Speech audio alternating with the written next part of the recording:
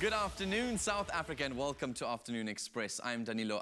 Now, it's the middle of the week, it's a hump day, and I'm pretty sure everybody's on that countdown to the weekend, but more importantly, everyone is excited for the festive season. So no matter what mood you're in, I can assure you that today's show is going to lift your spirits and make you feel so good. We've got so many inspiring guests on the show today, and I can't wait to introduce them all to you later on. This week is International Week of People with Disability. So joining us in the loft is a gentleman who decided it would be a great idea to walk from Johannesburg all the way to Cape Town to raise enough money to buy 30 wheelchairs. We're also joined by renowned speaker. She's also clinical psychologist. Nicky joins us in the loft. She's also started her own foundation and organization, which I'll share more information on later on right here on Afternoon Express. Plus, we've got the Rachel SWAT Fund joining us in the loft. They'll share about what they're doing in this field. Absolutely inspiring things. What I want you guys to do is get hold of us on Facebook, Twitter. Twitter's Afternoon Chat, Facebook is Afternoon Express, and interact with us during the live show today. I also spent a day in a wheelchair. Now, this experience was so eye-opening for me, and I can't wait to share all those details with you later on in the show. But I'm also very excited. Lots to get through, as you can tell, but we do have a very special guest joining us in the kitchen today. She's our guest presenter for the day. She's my colleague, she's my friend. Ayanda Dlamini's on Afternoon Express. Well, thank you very much to Danilo. I'm so excited to be in the Loft kitchen for this afternoon. Happy to be sharing some tips from Claire. So I do believe we're all festive. And the thing about South African festivities and holidays is we have the heat. So I'm happy about the recipe we're going to be doing for this afternoon. But what are we getting up to, Claire? Well, exactly. So you want to lighten a load for Christmas. It is hot outside. So it's nice to have an option of not slaving over something in the kitchen for hours and hours and hours. So we're making a beautiful maple pomegranate glazed salmon with a yummy crunchy slaw on the side. So fresh and delicious for Christmas. I love that. And the thing about salmon is that a lot of people think fish kind of ends up with hake, snook, and a bit of chips. So we're very excited about this afternoon's recipe. It's going to be absolutely fantastic. More details on afternoonexpress.co.za on that recipe. Right now, we're going to head over to Danilo. He's got somebody on the couch who needs to be on the couch after all that walking. Danilo, who's with you? Indeed, absolutely, Ayanda. Nice to have you on the show today. Now, walking is something that most of us do on a daily basis and take for granted. But when TJ Njozela suffered a sports injury, which put him on crutches for 8 weeks, he realized that the struggles many South Africans face are quite tough and who can't actually walk at all, some of these people. So his thoughts went not only to those who struggle to walk, but to those who can't afford to own a wheelchair themselves. So this sparked off the hashtag 30 Days, 30 Wheelchairs campaign, where he planned to walk from Joburg to Cape Town in 30 days and raise enough money to buy 30 wheelchairs. Having just recently finished the walk, joining us on the couch is TJ himself. 2 days back in, back on soil finally, some time to sit. I'm sure you must have been lying in bed the whole time since you've been back. Well, that was the plan. It didn't actually work out like that because I had family who flew down to come and see me and friends who were waiting for me. And there were people who just came to cheer me on in the last few kilometers. And we went out for dinner and everything, which was cool. And also a little bit of celebration. Well, of that amount of walking, it's been so fit that it wouldn't have been much of a celebration. Yeah, you know, I'm a cheap date now. So, TJ, this is an incredible initiative. You know, a lot of young people, I've lost hope in some ways. I used to feel like I'd lost hope in a lot of our young people in the country who aren't willing to go out and do something for somebody else. You know, you've taken more than just a day or just a day out at a sort of creche or something. You've gone and walked for 30 days from Johannesburg to Cape Town. What sparked 30 Days, 30 Wheelchairs? So it was basically the sports injury that I had, you know, and I found that there were small things that I used to take for granted that I just couldn't do anymore, you know, and that for me gave me a lot of empathy towards people that have mobility impairments, because the reality is when you can't move, there's a lot of stuff that you just can't do. And when you do have a wheelchair, you have the opportunity to get a job, you have the opportunity to get educated, you have the opportunity to go out and socialize with your friends, you know, go to the park with your kids, whatever it is. And so I wanted to try and do something that will help people to be able to enjoy life to their fullest. Yeah. You know? How is that money actually raised? Because obviously walking doesn't clock in cash.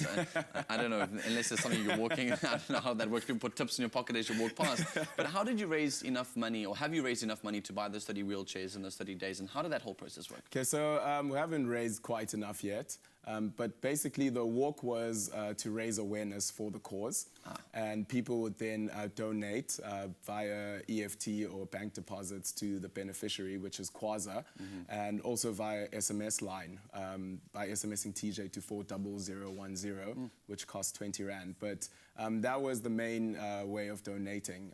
The walk itself, like I said, was just to raise awareness and to show people that I still have this ability to walk, you know, and that's the reason why I chose to walk, is because it's what I got back, you know, and a lot of people don't get that back, you know, and they have mobility impairments for the rest of their lives. So I thought it would be a powerful thing to get people thinking about it, and not just thinking about it, but really give.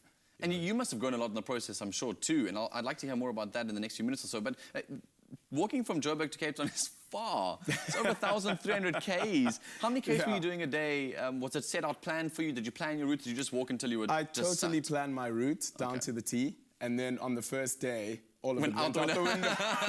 You're like, oh, okay, I thought I could do that many, not anymore. So it differed, hey. In the beginning, I think the first day I did 55. The second day I did about 35. Ks. Yeah. And then 45. And then as time went on, I was able to do more and more and more. I think the longest that I did was 80. Which was really, really hectic. Afterwards, I was completely finished. Done and dusted. Yeah, but it differed, and it was based a lot on how I felt on the day.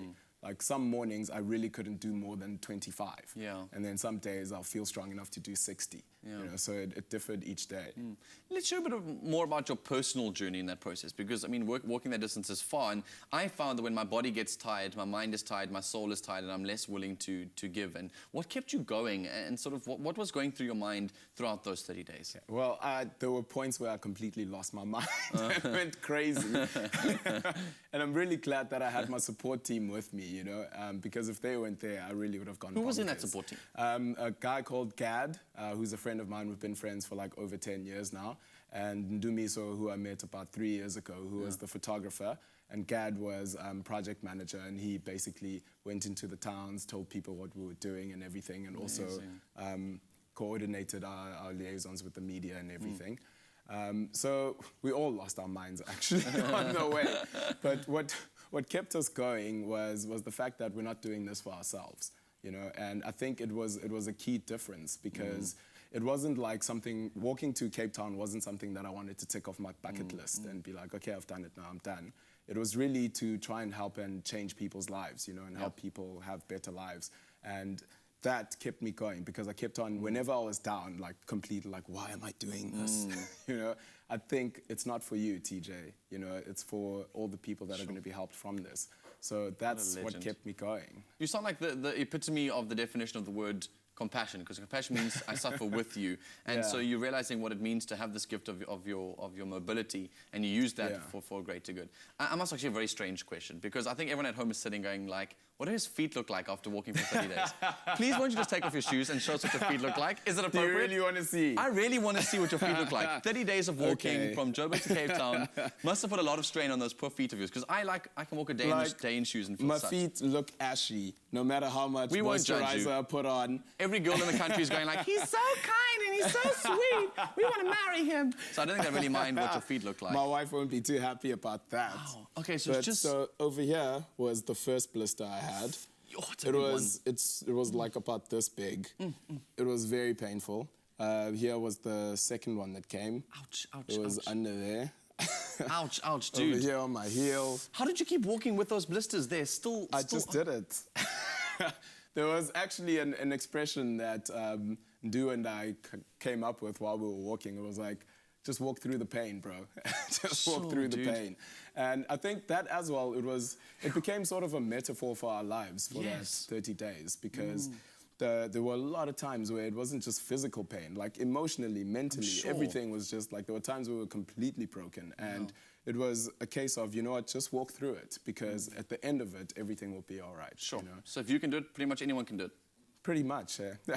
And I hope to see more of that happening. Dude, what an absolute legend. TJ, thank you so much for joining us in the Loft today. Thank you very much for having me. Keep walking forward in your life and inspiring those around you. South Africa, we are speaking all things disability. Make sure you get a hold of us on the show today on our Facebook account as well as our Twitter page. Now, after the commercial break, we're making maple pomegranate glazed salmon, and we chat to an inspiring woman who, despite being born with a disability, shares her inspiring message of positivity with people across the world. You don't want to miss it. Clicks. Feel good. Pay less.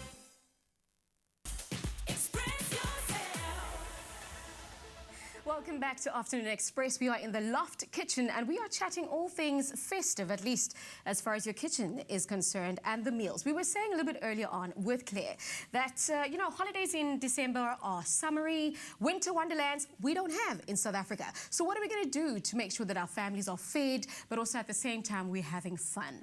So we are exploring with the traditional coleslaw and we are spicing it up a little bit. But before we get there, we are chatting salmon. So Claire, take us through what we're going to be doing right now. Okay, so first of all, we've got to make a glaze for the salmon. It's beautiful just as it is, but we're going the festive route, so yummy sweetness, a little bit of spice. That's always going to make you feel like it's festive, even though we've got scorching sun outside. So first things first, pan on the heat, and we've got all sorts of yumminess happening here. So a little bit of red wine vinegar, we're going to add that in. So I got a quick question. Have we added red wine to the vinegar, or there actually is red wine vinegar? Red wine vinegar. We haven't added red wine to the vinegar. Okay, Good question. just checking. Then we've got some pomegranate. We said pomegranate maple. So this is the pomegranate juice. Added to it. Sweetness, a little bit of tart, like slightly tarty. And just a nice sort of fruity berryness to it. Stunning. And then Woolworths summer flavor, maple. All about maple at the moment, love it. Adding that to that, so that's gonna sort of add a little bit of thickness, sweetness, deliciousness to that glaze. And what's a glaze without a bit of sweetness? You have to have that, some sort of sugar. So maple's a great way to go if you're not into heavy sort of brown sugar and whatnot. Soy sauce, add a little bit of Asian to it. All these flavors work fabulously together and really complement and just work well. I love that. It actually is. It's quite a nice mixed masala that we've got going on. Some sweetness, you were saying there, a bit of Asian flavor. I've always wondered about these goodie gaps. Little star anise. Yes. So star anise has like a bit of a licoricey, spicy. This tiny little guy punches, has a huge punch to it. So you don't want to add too many of them, 1 or 2, and you're good to go. And then ginger, sort of just taking that Asian to another level. I find with this glaze as well is that if you're bold and daring, you don't have to actually cook your fish. You can just brush it with the glaze, leave it overnight just to almost cure it, and then slice it into beautiful thin slices and have it for your party platter as well, because it's all about celebration. And, December comes and parties, celebrations, having fun, all that sort of thing. And it's all hot and it's exciting. So you can cook it or not cook it. We're going to cook it today. So this is going to reduce. You're going to just crank that up and just, get it to bubble and boil down. And then once that's boiling down, we're just going to take it off the heat, so let's pretend that happened, and then add our butter to it. Now, I've got to ask you quickly about the whole reducing thing. My husband's going to be so impressed because I'm learning some new words, kitchen words. What do you mean by reducing? So reducing quite simply just means to bring it up to the boil, simmer it until it probably reduces about half the size. So that's it, reduces by a certain amount. So we're going to aim for about half the liquid quantity here. So then that's going to sort of emulsify nicely. Obviously, it's not hot enough, so we're not seeing that right yet. But then we end up with this. So it's cooled down, and we have this yummy, thick, delicious glaze, which is just fabulous. Delish. And of course, we need to watch out for those. A bit of... No, you're not going to eat it. No. So you're not going to eat it. You can definitely glaze it with it and cook it later with it. It's going to be fine. Just don't eat it later. Okay. So I glaze this. I don't know if you want to help me over there. Yes, we're going to do the dressing for our definitely do. salad later. So a little bit of the red wine vinegar you were asking me about, and then some olive oil. So I always do 1 part vinegar to 2 parts oil. Okay. So then you just drizzle and then whisk. All right, drizzle and whisk. And then, of course, remember that we do have the recipes, and these recipes can be found on the website. It's afternoonexpress.co.za. And, this is looking good. And cook along with us. I love when people cook along with us. It's so much fun. Especially on a recipe like this. It's so easy and quick and simple. So then you say it's quick and easy and simple, but how long does it go into the oven? Okay, so 10 minutes in the oven at about 200 degrees Celsius, and then you want to glaze it again. You don't want to waste any of this. So that looks fabulous. 10 minutes, pop it on another brushing of the glaze, 10 more minutes, and we're done. So 20 minutes total, 200 degrees, and you got yourself some salmon. Very nice. Quick and easy, 10 minutes, that's all you need. Let's find out who Danilo has on the couch next. I must say, Ayanda, that you must try and keep Claire in check because she can really get out of hand. So don't worry about that recipe, make sure she's in check. Now, our next guest is absolutely inspirational. Nicky Abdinor is an expert on doing more with less. Born with a physical disability which has no medical explanation, she has chosen to be an agent of change, believing in her abilities and of those of others. As a clinical psychologist, keynote speaker, and founder of her non-profit organization, Nickys Drive, she helps people focus on what they can do. Nicky, awesome to have you. Thanks, Dan. So last time we chatted was 2013. Was that one of your Nickys Drives? Is that what the thing is I would call it? Yes. And I was just incredibly inspired by your story since then, having no reason behind your disability and kind of trying to find solace in that. You've chosen to do a lot of good with your life in the process. What are some of the struggles that you face now? I think having a physical disability obviously makes you very creative about finding ways of doing things. I'm sure you can relate from today being in a wheelchair that you don't realize how simple day-to-day things are challenges. So I think for myself, I'm so grateful for technology today because that's played such a big role in my life in terms of overcoming my challenge of having no arms. So there are multiple ways of modern day technology that have made people with disabilities' lives so much simpler. Yeah. I think the biggest thing that we're going to be facing in South Africa and globally too when it comes to disability is the stigma around that. I think I blew all of those out of the water, and you'll see later on Afternoon Express what happens when I spent a day in a wheelchair. I think the stigmas become, you feel like someone's physical disability affects their mental ability, and so we stigmatize people. You've decided to, again, also blow that out of the water. As a clinical psychologist, do you find that you use a lot of what you've been through in your therapy? I think that is what actually inspired me to become a therapist in the first place, is to recognize that we all have disabilities, just many of those disabilities are hidden. And I think when it comes to psychology and people suffering from stress and anxiety, depression, those are often hidden disabilities that are not so obvious. And I feel that people with physical and hidden, maybe psychological disabilities, we're all fighting for the very same independence. We're just overcoming different challenges. Along the way, yeah. And have you found that people treat you differently? Are people treating you like they would any other person? As a psychologist, I think that the great thing is that when people meet me, I think they completely forget about my disability. And I think that's just one of the stigmas of disabilities. As you said earlier, people assume that there's something wrong with you mentally. So it's very common for me to be out with friends and someone will say, well, is this your sister or is this your brother? Because they can't imagine you actually have friends. But you do, and you're the most friendly human being that I've met in a very long time, with the coolest personality. So for me, it's never become like a sort of boundary between you and I. But growing up, was that always the same? Were children treating you any differently? How was the day-to-day activities, like learning to drive? Well, I only learned to drive like after I was 18, even though I am such an overachiever. I waited till I was an adult. Also, it's illegal to drive when you're younger than 18. But I think for me, it's always about finding solutions to everyday problems. And with the driving, it was such a dream of mine to be able to drive. And I knew that it was possible because there was a woman in the UK driving a car who had a very similar disability to mine. And when she heard that I had such a dream to drive, she donated her car to me when she was getting a new one. Sure. And I think that that's what inspired me to start my nonprofit, is to know that people believing in you and giving you an opportunity to be independent is so vital. Yeah, well, let's speak about that NPO and the good work that you are doing. I mean, you've been running for so many years now, and it's very exciting. What is the aim of the drive, and how do we get involved? Well, for me, I recognize that having a disability is very expensive. To be independent and mobile, it takes a lot of money to be able to afford the technologies to make life simpler.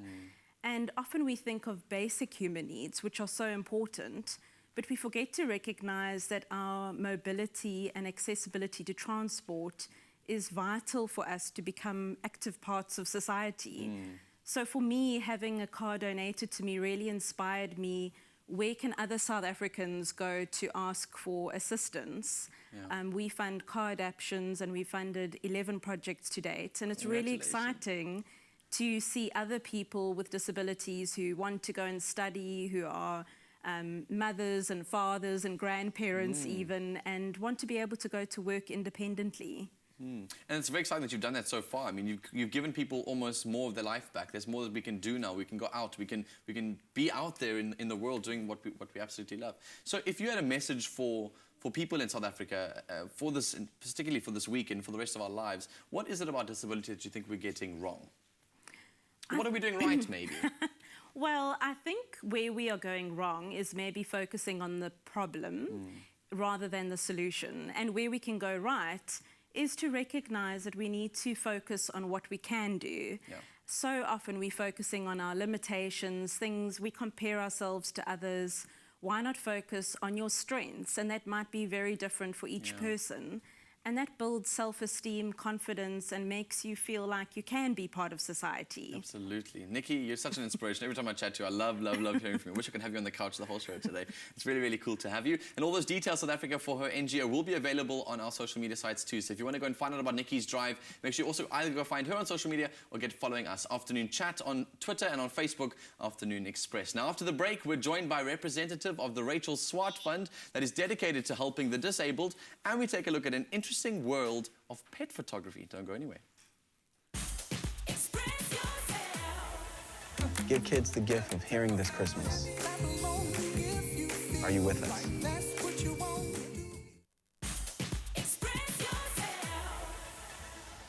Welcome back to Afternoon Express. I hope you're enjoying your afternoon with us on the show today. Now, our next guest, it all started with a young woman named Rachel SWAT, who was born without arms or legs in the Bredasdorp area of the Western Cape. Now, her story inspired an organization dedicated to helping those with physical disabilities help achieve a higher quality of life. Today in our loft, we have Joy Thornhill, who's the manager of the Rachel SWAT Fund, and Christine, whose life has been changed because of this organization. Ladies, welcome to our loft. Thank you.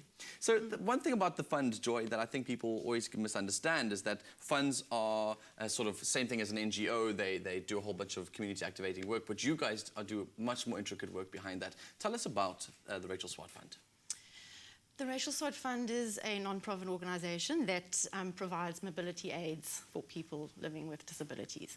So we actually provide a service to therapists who work in the hospitals and schools for children with special needs.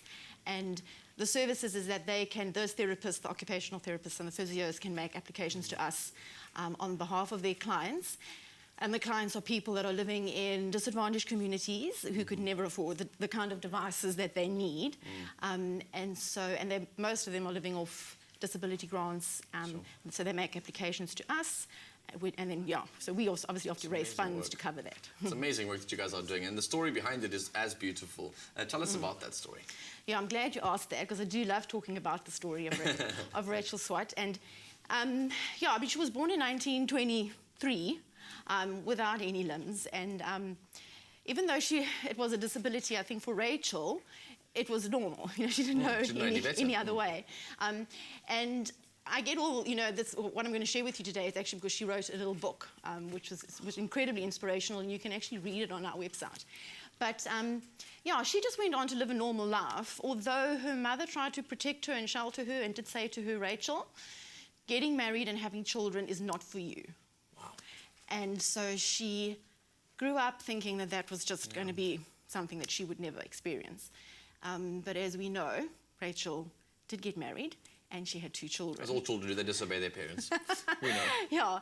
It's a fascinating story. It's a love story of how she was Rachel Kluter, and she met Pete SWAT.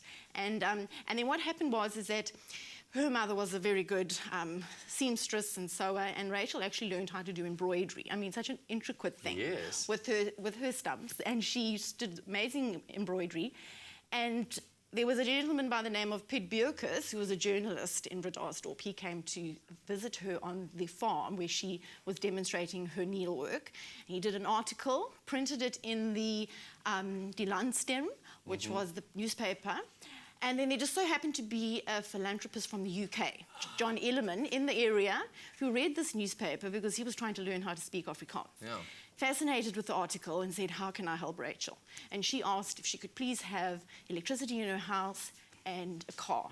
And he just provided those things. And as a result, that relationship, Rachel, Piet Bierkes and John Ellerman, actually started to help people informally in that area.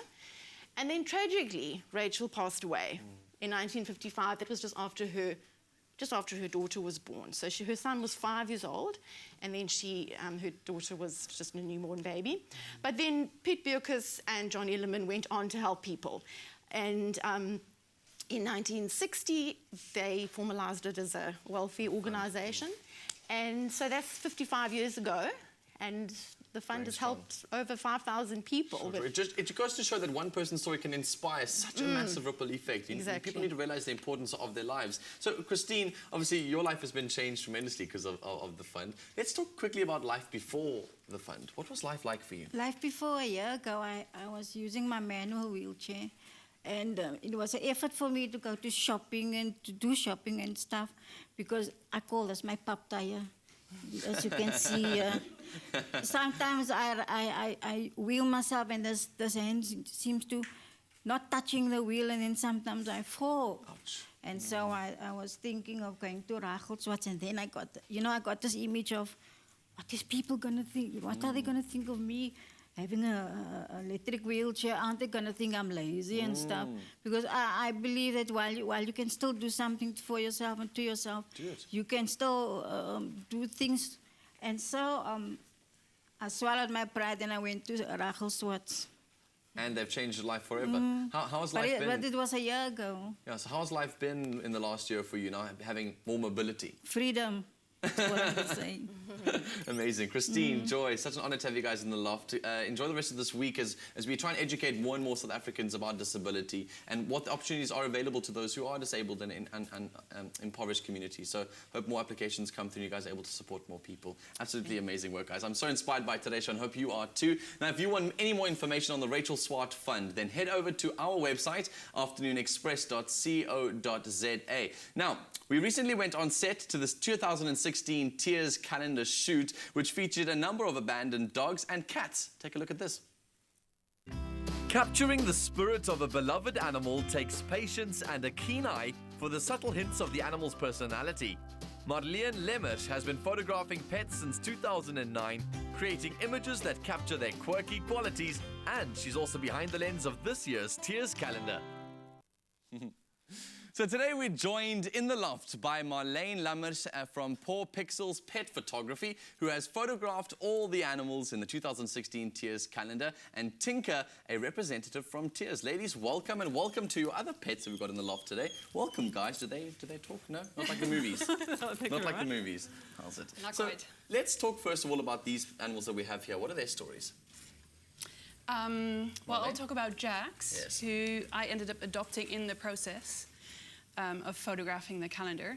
So he was rescued as a puppy as part of a litter, and he got adopted and then was sadly taken back to Tears about a year and a half later, which unfortunately is something that happens. Yeah.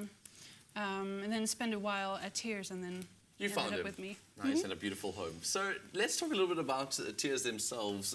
Where did the whole idea of the calendar come from?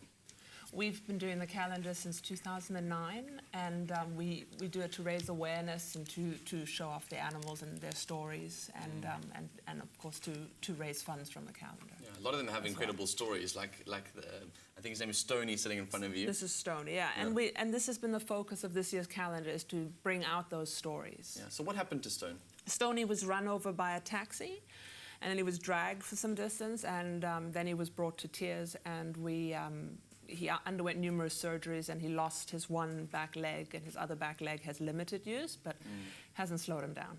Sure. Hasn't slowed him down. And he's a cover boy now. Oh, really? Is he the cover of this brand new edition of the calendar? He's the cover boy. Oh, exciting. How can we get the calendar? We'd love to see it. I mean, that photo, is that the cover photo that we can see on the screen now?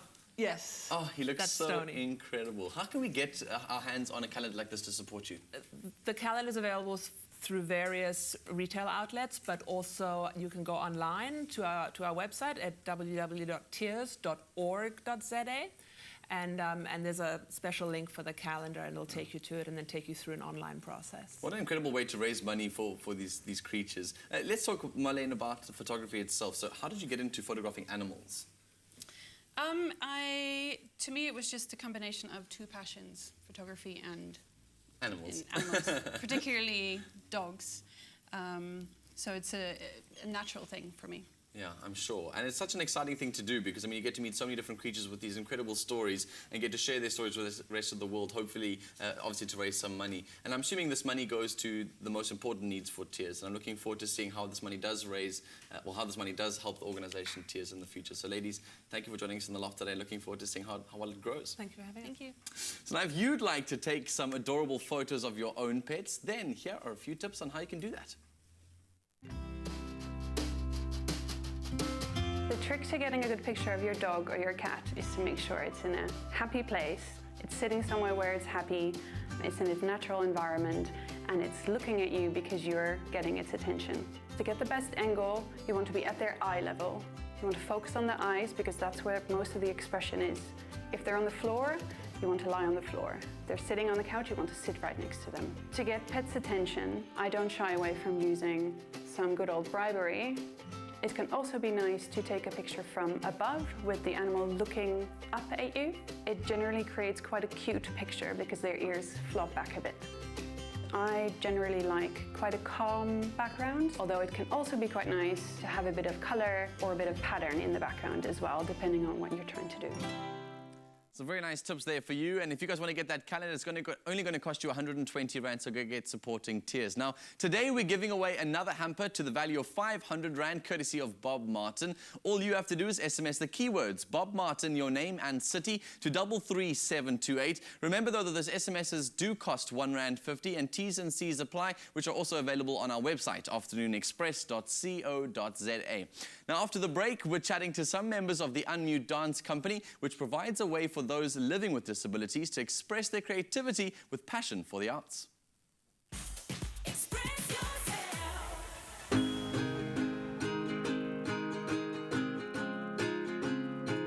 Show them how much you love them with Bob Martin. Welcome back to Afternoon Express. We're having lots of fun in the studio today, inspiring the rest of the country. I'm feeling so inspired and excited to see what we can do. Our next guest joining us on the couch, try and fuse creativity with the idea of raising awareness when it comes to a disability. We've got Temba and Nadine joining us on the couch. Welcome, guys. Thank you for having us. To think that you guys are dancers and are doing amazing things all around the country excite me so much. So, Temba, let's begin with you. Your love for dancing, where did it all begin? I was always interested in art, in the arts. I was doing drama before. I only got interested in dance, I think, in 2007, when for the first time, I saw contemporary dance and how you can have so many words in just one movement. And then from there, I knew that this is something I want to do. Sure. And Nadine, tell us a little bit about your disability. I was involved in a car accident when I was 2.5 years old. So, yeah, I've been wheelchair bound ever since. Sure. And your love for the creatives and the arts? I started when I was quite young. I started dancing when I was 12 as a hobby, and then later on in 2006, started dancing professionally. And you guys have come together for a really, really cool collaboration. Let's talk about the festival. Yes. We have a festival called Arts Ability Festival. So I love that word, by the way, Arts Ability. I dig it. Yes. Because the focus of the festival is to raise awareness, and the theme for this year is integration and accessibility.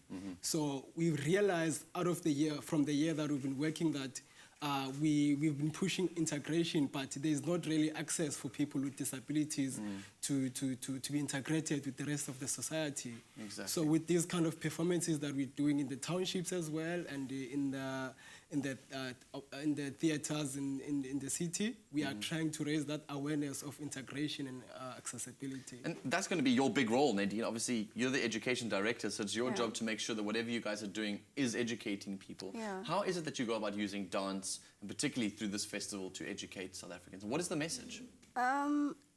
As Temba said, to create an awareness, and also one of the things that we also use in the company is sign language. So one of the dancers are deaf, and he's been playing with sign language and transformed it into a new dance technique called sign dance. Sure. So it's fusing dance with sign language and integrated dance within all the works that we do. Yeah, it's amazing. You do mention, though, that you said you're trying to raise awareness. And I mean, obviously, all organizations, when they do that, are trying to raise awareness. But what are we trying to be aware of? What is it that we, as lay people or people with abilities, what are we taking for granted? What are we missing?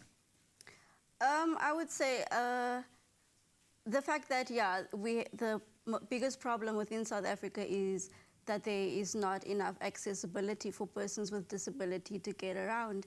And because of that, our society is not used to seeing persons with disabilities around and being mobile on their own.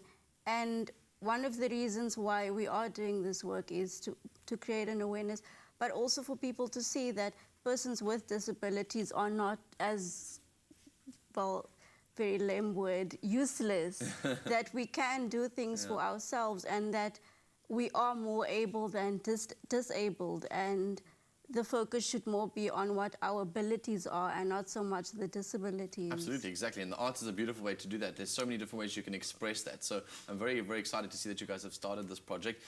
When can I come and see the shows? How do I get involved? There is a few shows left. Tomorrow it's a big day, the International Day for Persons with Disability.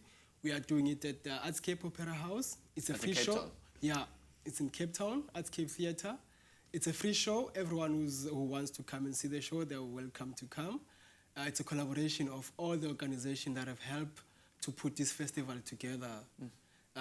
We've worked with schools, we've worked with professionals, we've worked with community groups, so it's all that mixture of coming together to be one, also as integrated as artists. And we have 2 more shows left on Thursday and Friday, Theatre at Admin, whereby we have given 3 female young choreographers and directors to express themselves of how they think integration and accessibility is. For them. Yes. Guys, such a cool initiative, such a cool project. I hope many South Africans are going to come out. And I'm pretty sure lots of South Africans are also wondering, how do I get that information? I didn't get it down in time. Don't stress. It is on our website, afternoonexpress.co.za. You can also interact with us on all of our social media sites, Facebook and on Twitter. Guys, thank you so much for joining us in the Loft today. In the kitchen, however, we have our guest presenter, Ayanda Dlamini, with us. Thank you very much to Danilo. I've got to tell you, inspiring conversations that we are having this afternoon, and really, disability is a state of mind, and we've seen it with our guests for this afternoon. But we're back in the kitchen, and Claire, we've done our salmon. It is looking and smelling delicious. And now we're about to spice things up as far as the traditional coleslaw is. Usually we have a little bit of, it's white looking, a little bit messy looking, but I'm happy to see so many colors on the table. No, absolutely. Well, I mean, let's not deny the fact that your traditional coleslaw is always delicious. Yes, it's yummy. But if you want something slightly lighter, fresh, you know, yummy for summer, this is a good one. So you're going to get tossing all of that. So we've got some red cabbage, some oranges, some parsley, some mint, and then these guys over here, for me, are just Christmassy. You know, you got your red and your green. Why not? You know, have fun. And I love that we're adding a bit of colour to our coleslaw, but I've got to be honest, dried cranberries, we got a bit of pistachios. Confusing, or are you excited? I am very excited about it because for me, like I said, today has really been a learning curve. My husband's going to be impressed. I should have raised that lobola rate. But let's get straight into it. Go. I'm going to start spinning kind of and grab and off we go. Ratios are kind of personal. You know, you want a lot of green, a lot of, you know, purple, all that sort of stuff. It's up to you how you want to kind of go for it. So I'm going to leave that up to you to do that. Thank you. Thank you for the trust. If you're learning so much today, are you going to make it at home for your hubby? This is the thing. This is the great thing about it, and he's probably watching. I will make it, and I tell you why, because what we've done for this afternoon is so simple. The ingredients are not difficult to get, and by the way, you want to get some more information, it's all on our website. It's afternoonexpress.co.za.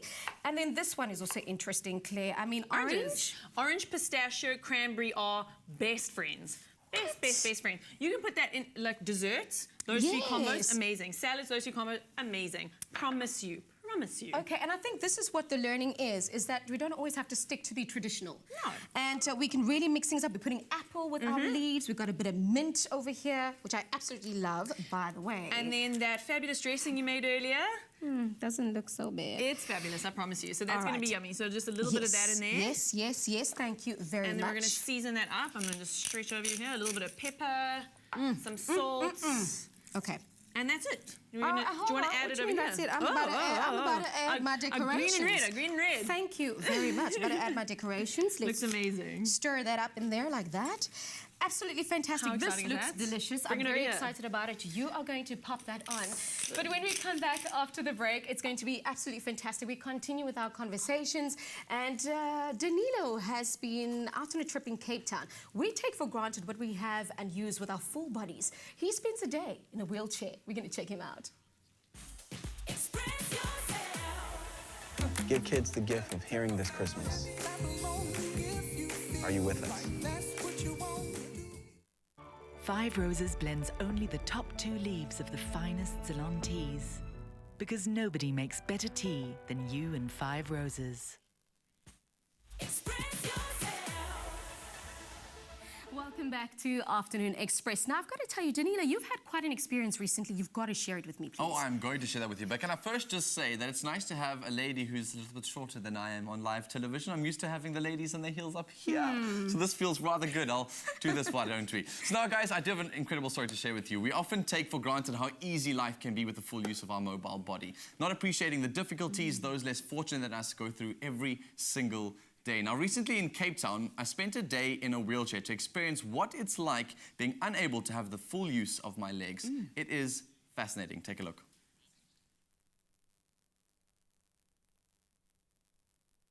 And I've been asked if I would try and see what happens if I spent a day in a wheelchair doing the same things I would normally. I think I'm most concerned about the little things, the things that I would take for granted usually having both of my legs. It's all beginning immediately from the get-go. Trying to get out of bed is the hardest thing to do. It's all about arm strength. I'm trying to get across to the actual seat itself and make sure my legs get there too. It's tough work. I can't start my day without a cup of coffee. And I've realized how far things are from the counter, because you can't drive your wheelchair to the edge because then it's too far for you to reach. You've almost got to go around, turn sideways, reverse back in, and then try and get everything in a place where you can reach it from your chair itself. You can't just be reaching across tables and things. So this is tough, man. My car has got a slightly raised platform, so it's higher than the actual wheelchair is. And so I'm trying to see if I can get my hands across to the chair, because you've almost got to make one big fluid motion to almost jump across into the car. So it's quite a process. First stop for the day is to head off to Sava's hair to get my locks chopped and get them styled. Luckily, they are on the ground floor, so hoping to see what the process is like around washing hair, moving you into the sort of seats and the basins themselves. I'm sure it should be pretty simple. So now it's time to head to the gym. My trainer, Dan, trains me 4 days a week, and he loves to go through a full body routine. And obviously, being in a wheelchair, mostly you can only do from sort of chest upwards. And so we're going to attempt a arms day today. What a mission, what a mission. I'm so used to coming to gym every single day, but I'm having to find new entrances, get up onto curbs, put clothes on. It really is tough work, man. Luckily for me, my gym has got more than one route in. I've never actually used the lift, which is kind of an inconvenience because you have to go around the building to the other side, go through almost like a security check-in, get to the lift itself, and like pressing the button for the lift and getting in and trying to reach the buttons. It's not as easy as I thought it was going to be, but I'm glad there is an entrance to get into the gym at least. Gym is actually quite hard. I'm finding it's tough to, first of all, remember to lock my brakes when I'm in the wheelchair, particularly while I'm trying to, lift things and move things around. Your chair moves with you. And I think while I'm also standing, trying to do arms day, usually I can let my body, help me balance. But now it's just purely focused on that muscle group. So actually, I'm probably working harder in the gym now than I ever did. My arms are on fire, my shoulders are burning, my back is sweating from sitting on the chair the entire time. Not a very comfortable experience. I really take for granted the amount of support you need from people in the public when it comes to being in a wheelchair. Simple things like trying to cross a road. If there's nobody to push you and make sure you're going in the right direction, you could get very easily veered into traffic. Trying to get upstairs, I'm having to ask people for their help and support just to get up a set of stairs. And so it must be very self-conscious. I'm feeling self-conscious. Off I go to meet a real legend who has spent more than just a day in a wheelchair, Martelies Brink. She's very well known in the media world, particularly in the Afrikaans scene from her radio show. And I'm excited to find out what the day-to-day process of being in a wheelchair is like. She's got a lot of wisdom to share, and I've heard that her story is pretty awesome. Martelies, thank you so much for taking time out of your day to chat to us. I really must say that I took today for granted. It really is so much work to be sitting in a chair for the entire day, all those struggles. How did you end up in a wheelchair, and how long have you been in your chair for? I think it's been 23, 24 years. I kind of lose count. I don't think it's important to keep a count of that, but I woke up one morning, I was 13 years old, felt slightly strange. And my mother said, stay at home. They think it was, in the end, either virus inflammation in my spinal cord, but they're guessing inflammation. After a couple of hours, the muscles from my middle down had just gone. I got some of it back and feeling and everything, but yeah, it's not strong enough to walk on. So that's the short version for you. What does your daily routine look like? Daily routine, I think, is pretty much the same as everybody else's. It probably does take me slightly longer. Shave my legs, maybe, that kind of thing. But yeah, I think you just adjust your day according to it, and you get used to it. Have there been any frustrations along the way? You spoke about up ramps on pavements. If there is one, then you're lucky. So certain places there are up ramps, other places there aren't. In Sea Point, for example, on the one side of the road, there isn't always up ramps, the other side there is, and you've got to walk an extra 500 meters just to go find a place to get down.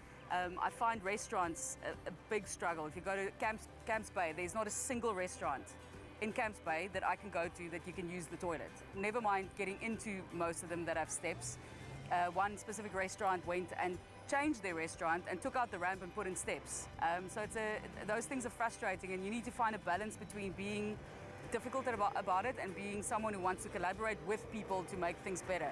Speaking about people, I find myself being very self-conscious in the chair. Have people been compassionate towards you or completely hostile? People help a lot. I don't know how to say thank you to the public for the amount of times I'm getting to my car and someone says, can I help you? It happens so much. You're going up a steep gradient and someone says, can I help you? And I'm like, no, but I'm here because I want to do the exercise, so I know I'm struggling. I'm just getting there slower than you are. But no, I need to say thank you to the public for that. But yeah, if I think the corporate, the architecture side of things, if they can come onto board with the regulations, then you're going to solve so many issues. I have a whole new respect for people in wheelchairs. I think it's the day-to-day things that I took for granted that I'm now starting to see are some of the biggest struggles. And I think I must just remember every day that having both of my legs and my full mobility is an absolute blessing, and it can disappear like this. How much respect are we as South Africans going to show to those who are in wheelchairs now that I know what it feels like? A day in the wheelchair, Danilo, that was absolutely interesting. And I've got to tell you, too many times, like we saw in your video, we do take for granted what our bodies can do. And for me, what it's done is definitely helped me appreciate and show some respect to my body. Definitely. And to appreciate it is a blessing. I think that's the biggest thing. And like you said earlier on, Nicky, I think everyone has their own disabilities. Some people's might be emotional, some people's might be expressed physically. And we all have our disabilities, and it's important for all of us to learn compassion. Yes, for sure. Sure. Guys, inspiring show today. I'm really, really impressed by the fact that you guys are so willing to come out and just be creative and do crazy cool things with your lives. It really is exciting to see. Continue to inspire the rest of South Africans, because like I said in that little insert, it can happen like this, you know. Who says one day that you might not be physically disabled, and how are you going to respond to it then? It's a blessing now, but in the future. And I've got to tell you, ladies, you look absolutely gorgeous. I love that you've taken your life, you've made it sparkle, and you've shown other ladies out there, whether with a disability or even able bodies, that it is okay to make yourself look glamorous, to help yourself feel good, because in that way you live that kind of life. So I thank you so much. I've had fun in studio, and this is why we're having with us on the show today. I feel like I'm cheating on the other girls of the Loft, so I'm not going to say any more, just to tell you to make sure you join us again tomorrow for Afternoon Express, and tune in early, because during the first 15 minutes of the show we're putting a spin on the festive classic with a ginger spiced berry trifle. It should be absolutely delicious. I'm going to let you do the sign out, seeing as it's your first time guest presenting on our show. Well, good evening and happy eating, everybody. Good night, South Africa. Bye-bye. This looks delicious.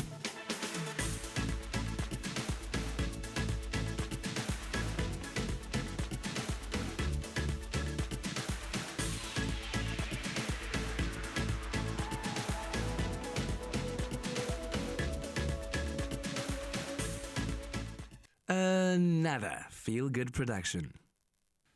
Hello YouTubers, I hope you guys enjoyed that video. Make sure you subscribe to our channel because we've got full episodes available for you. All those really cool interviews we've done, all the cool performances are right over there for you. So all you have to do is click subscribe. It's somewhere over here on this side of my face. Click it right now. Do it.